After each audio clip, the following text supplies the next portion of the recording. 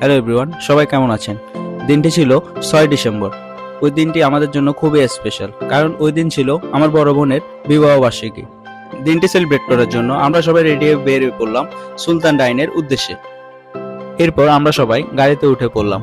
এই দিনটি আমাদের কাছে আরো স্পেশাল ছিল, কারণ তাদের বিবাহ জীবনের এক যুগ পূর্ণ হলো। অবশেষে আমরাও এসে পৌঁছালাম সেই কাঙ্ক্ষিত স্থান সুলতান ডাইনে। এরপর আমরা একে একে উঠে পড়লাম সুলতান ডাইনের 3য় তলায়। ভিতরে এসে বসে পড়লাম একটি টেবিলে। আমরা কিছুক্ষণ ওয়েট করতে থাকলাম আমাদের স্পেশাল কেবিনের জন্য, যেহেতু আমাদের একটি প্রোগ্রাম ছিল। তার মধ্যেই তাদের ভালোবাসার খুনসুটি শুরু হয়ে গেল।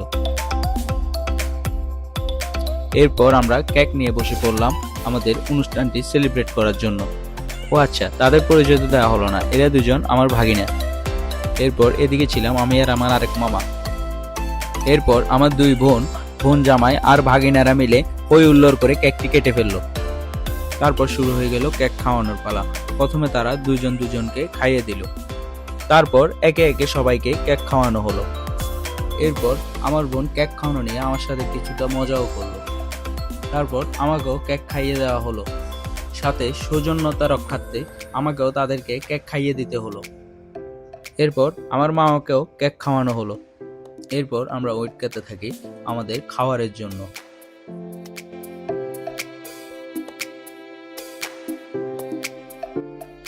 একটু পরে চলে আসলো আজকের শো স্টপার সুলতান ডাইনের স্পেশাল কাচ্চি।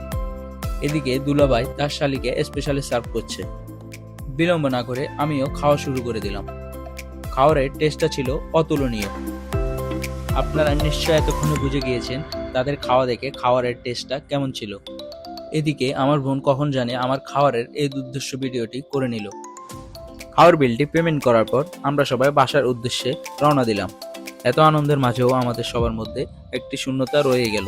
তা ছিল আমাদের ভাইয়ের জন্য। ভাই, তুই থাকলে হয়তোবা দিনটি আরো অন্যরকম হতো। মিস ইউ ভাই, তোকে আমাদের সবসময় মনে পড়ে। যেখানে থাকিস ভাই, ভালো থাকিস। আজকের মতো সবাইকে বিদায়। সবাই ভালো থাকবেন, সুস্থ থাকবেন এবং আমাদের জন্য আশীর্বাদ করবেন।